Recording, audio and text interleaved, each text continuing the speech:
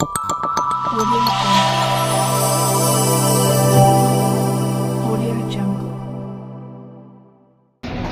வழியில் படித்த தமிழ்நாட்டு இளைஞர்களுக்கு தமிழ்நாடு அரசு காவல்துறையில் வேலைவாய்ப்பு கடந்த அதிமுக ஆட்சி காலத்தில் மறுக்கப்பட்டது. அதிமுக ஆட்சியில் மறுக்கப்பட்ட போது ராமநாதபுரம் மாவட்டத்தைச் சேர்ந்த ஒரு இளைஞரை அவர் என்னை முறையிட்டதன் காரணமாக நான் மதுரைக்கு சென்று மதுரை உயர்நீதிமன்றத்தில் மூத்த வழக்கறிஞர் அஜ்மல் கான் அவர்களை ஏற்பாடு செய்து ஒரு வழக்கு தொடுத்தேன். அந்த வழக்கில் தமிழ் வழியில் படித்தவர்களுக்கு டைரக்ட் எஸ்ஐ என்று சொல்லக்கூடிய பணிக்கு அவர்கள் தகுதியானவர்களாக வர மறுக்கிறார்கள். அதற்கு காரணம் உயர்நீதிமன்ற உச்சநீதிமன்ற நீதிபதிகளிடத்திலே வழக்குகளை ஆங்கிலத்தில் மொழிபெயர்ப்பு செய்வதற்கும் ஆங்கில புலமையோடு வழக்குகளை கையாள தெரியாத காரணத்தினால் தமிழ்நாடு சீருடை பணியாளர் தேர்வு வாரியத்தில் கலைஞர் அவர்கள் கொண்டு வந்த தமிழ்நாட்டில் தமிழ் வழியில் படித்தவர்களுக்கு 20% வேலைவாய்ப்பு உள்ளிட்ட தமிழ் வழியில் படித்தவர்களுக்கு அரசு வேலைவாய்ப்பில் முன்னுரிமை என்கிற அந்த சட்டத்தையே ஒரு துறை தமிழ்நாட்டில் நடைமுறைப்படுத்தாமல் இருந்து வந்தது. இதை நான் கண்டுபிடித்து மூத்த வழக்கறிஞர் அஜ்மல் கான் மூலமாக அன்றைய இருவர் bench mister justice Kirubakaran, Pugazhendhi இருவர் கவனத்திற்கு எடுத்துச் சென்ற போது அவர்கள் தமிழ்நாட்டில் தமிழ் வழியில் படித்துவிட்டு தமிழ்நாட்டில் வேலை கேட்காமல் லண்டனில் வேலை கேட்பார்கள் என்று ஒரு வரலாற்று சிறப்புமிக்க தீர்ப்பை வழங்கி தமிழ்நாடு அரசு சீருடை பணியாளர் துறையின் சார்பான டிஜிபி அவர்களையும் தமிழ்நாட்டுடைய அட்வொகேட் ஜெனரல் அவர்களையும் மதுரைக்கு அழைத்து நீங்கள் இதை நடைமுறைப்படுத்த வேண்டும் உத்தரவு பிறப்பித்து அதை நடைமுறைப்படுத்தியவன் வேல்முருகன். அதைத்தான் இன்றைக்கு சட்டமன்றத்தில் நான் எழுந்து சொன்னேன். கடந்த கால ஆட்சியில் இந்த மாதிரி சட்டம் இருந்தோம், காவல்துறையில் அந்த சட்டத்தை நடைமுறைப்படுத்தல. அதனால என் உயிரை விட மேலான என் தாய்மொழியான தமிழை தமிழ்நாட்டில் ஆட்சி மொழியாக, அலுவல் மொழியாக, பாடமொழியாக, பயிற்சி மொழியாக கட்டாயம் நீங்கள் நடைமுறைப்படுத்த வேண்டும். இந்த வழக்கு உச்சநீதிமன்றத்தில் நிலுவையில் இருக்கிறது. அதே மாதிரி பக்கத்திலே நம்முடைய தெலுங்கானாவில் 25/2/2025 ஒரு அரசாணை வெளியிட்டிருக்கிறார்கள். அதுல என்ன அந்த அரசாணை சொல்லுது அப்படின்னா, தெலுங்கானாவில் இருக்கிற சிபிஎஸ் ஸ்கூல் உள்பட சிபிஎஸ், ஐசிஎஃப், ஐபி எல்லாமே மத்திய அரசுடைய கட்டுப்பாட்டில் இருக்கிற பள்ளிகள், இன்டர்நேஷனல் பள்ளிகள், இந்த பள்ளிகளிலும் கண்டிப்பாக தெலுங்கை நீங்கள் படிக்க வேண்டும் என்று உத்தரவிட்டிருக்கிறது. அதுபோன்று தமிழக அரசும் உத்தரவிட வேண்டும் என்கிற கருத்துக்களை சட்டமன்றத்தில் பதிவு செய்தேன். நான் என்ன சொல்ல வருகிறேன் என்பதை புரிந்து கொள்ளாமலேயே அதிமுக உறுப்பினர்களும் எழுந்து கத்துகிறார்கள். அங்கே அமைச்சரவையில் இருக்கிற சேகர்பாபு போன்ற அமைச்சர்களும் எழுந்து கத்துகிறார்கள். நான் பேசுவதற்கு வாய்ப்பு கேட்டு போராடி கொண்டிருக்கிறேன். வாய்ப்பு மறுக்கப்பட்டது. அந்த ஜனநாயக மாண்பை தெரிந்த காலத்தினால் நாடாளுமன்றத்திலே எப்படி பேரவைத் தலைவர் முன்பாக சென்று வாய்ப்பை கொடுங்கள் என்று கேட்கிறார்களோ அதே போன்று நானும் எனது இருக்கையில் இருந்து சென்று பேரவைத் தலைவர் முன்பாக இருந்து எனக்கு முழுவதுமாக என் கருத்தை பதிவு செய்ய நேரம் கொடுங்கள் கேட்டேன். இது தவறா? இதற்கு சேகர்பாபு அவர்கள், நீ எதற்கெடுத்தாலும் முந்திரி கொட்டை மாதிரி முந்தி பேசுகிறாய், எல்லாம் தெரிந்தவர் போல் பேசுகிறாய் என்று ஒருமையில் என்னை குறித்து பேசினார். உடனே நான் அவரிடத்தில் சென்று இது போன்ற ஒருமையில் என்னிடத்தில் பேசக்கூடாது, கலைஞர் ஆட்சியில் போட்ட அரசாணையை அதிமுக ஆட்சியில் நடைமுறைப்படுத்தல, 10 ஆண்டு கால அதிமுக ஆட்சியில அது காவல்துறையில டைரக்ட் எஸ்ஐல நடைமுறைக்கு இல்ல, இதற்காக வழக்கு தொடுத்து உயர்நீதிமன்றத்தில் வழக்கை பெற்று நடைமுறைப்படுத்தி வந்தான் வேல்முருகன். இதைத்தான் சட்டமன்றத்தில் பேசுவதற்கு எனக்கு அனுமதி வேண்டும் தான் கேட்டேன். இது எப்படி மரபு மீறிய செயல்? இது எப்படி சட்ட விதியை மீறிய செயல்? இது எப்படி இந்த பேரவை அவமதிக்கிற செயல்? அப்ப சேகர்பாபு தவறான தகவலை நான் இருக்கைக்கு வந்து அமர்ந்த பிறகு சொல்லி அதை மாண்புமிகு முதலமைச்சர் அவர்களை தவறாக புரிந்து கொண்டு வேல்முருகன் இந்த அவையில் தவறாக நடந்து கொள்கிறார், அதிக பிரசங்கிதமாக நடந்து கொள்கிறார் என்று சேகர்பாபு சொன்ன அதே வார்த்தையை முதலமைச்சர் திரும்பி சொன்னது உண்மையிலேயே எனக்கு வருத்தம் அளிக்கிறது. மாண்புமிகு தமிழ்நாடு முதலமைச்சர் அவர்களே, உங்கள் தந்தை முத்தமிழர் கலைஞர் அவர்கள் தமிழ்நாட்டில் பாடமொழி, பயிற்சி மொழி எல்லா மொழியும் தமிழா இருக்குன்னு சொன்னாங்க. அந்த உத்தரவு கடந்த கால ஆட்சியில் நடைமுறைப்படுத்தல. தமிழ்நாட்டுடைய வேலை வாய்ப்புகளை 20% உங்க தந்தை உத்தரவு போட்டாரு. அது அதிமுக ஆட்சியில் ஓபிஎஸ் இருக்கும்போது இந்திய நாட்டை சேர்ந்த எவர் வேண்டுமானாலும் தமிழ்நாட்டுடைய டிஎன்பிசி குரூப் 1 உட்பட எல்லா பதவிகளிலும் தேர்வு எழுதி வரலாம்னு சொன்னாங்க. அதற்காக போராட்டம் நடத்தி, முற்றுகை போராட்டம் நடத்தி தொடர்ந்து நான் வலியுறுத்தினேன். அதிமுக ஆட்சியில் கண்டுகளை நீங்களாச்சும் சட்டத்தை திருத்துங்கன்னு சொல்லி நான் தான் சட்ட திருத்தத்துக்கு முன்மொழிந்த அந்த அடிப்படையில் தான் கடந்த கூட்டத்தொடரில் அண்ணன் பைன்வேல் பிடிஆர் அமைச்சராக இருக்கின்ற போது தமிழ் வழியில் படித்தவர்களுக்கு 40% மதிப்பெண் எடுக்கணும், அல்லது இந்திய நாட்டை சேர்ந்த எவர் வேணுமானாலும் தேர்வு எழுதலாம், எவன் வேணுமானாலும் உள்ள வரலாம்னு நிலை இருக்கு, அது கூடாது. அப்படி உள்ள வந்துட்டாங்க டைரக்ட் டிஓ பையில இருந்து ஆர்டிஓ.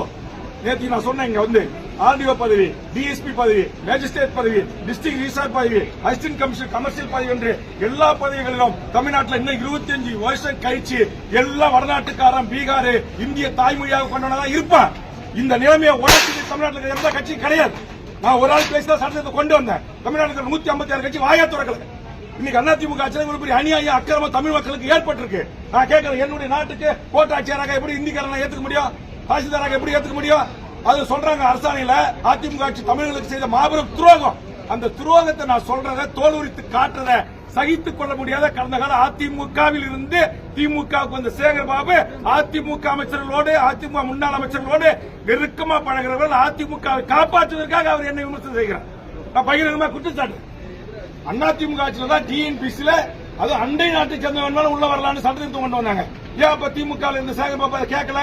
நான் கேட்டேன், நான் கண்டுபிடிச்சேன். நான் கொண்டு வந்து முதலமைச்சர்கிட்ட சொல்லி சட்டத்திருத்தம் கொண்டு வந்து இன்னைக்கு தமிழ்நாட்டை சேர்ந்த தமிழர்கள் தாய்மொழியில பேச எழுத படிக்க தெரிஞ்ச தேர்வு வச்சா 40 மதிப்பெண் பெற்றாதான் வேலைக்கு போக முடியும் நிலையை நான் உருவாக்கினேன்.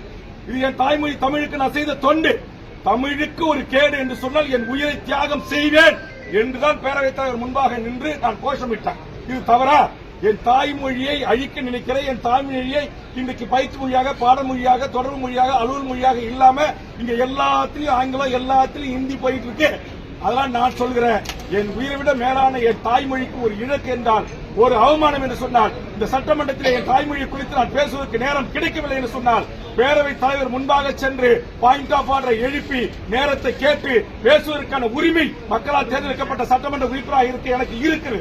இது எந்த விதத்தில் விதிக்கு முரணானது அல்ல. 3 முறை சட்டமன்ற உறுப்பினராக இருக்கிற ஒருவன் விதிகளை முரண்பாக்க நான் கேட்கிறேன். கவர்னர் வரும்போது போய் அங்க நின்று ஜனநாயக ரீதியா பதாகை பிடிக்கிறதுக்கு, முழக்கம் போடுறதுக்கு அனுமதிக்குதா? கடந்த காலத்தில் அனுமதிச்சிருக்கீங்களா? அப்ப அதிமுக உறுப்பினர் தினந்தோறும் பேரவைத் தலைவர் முன்பாக வந்து உட்கார்ந்து மறியல் பண்றாங்களா இல்லையா?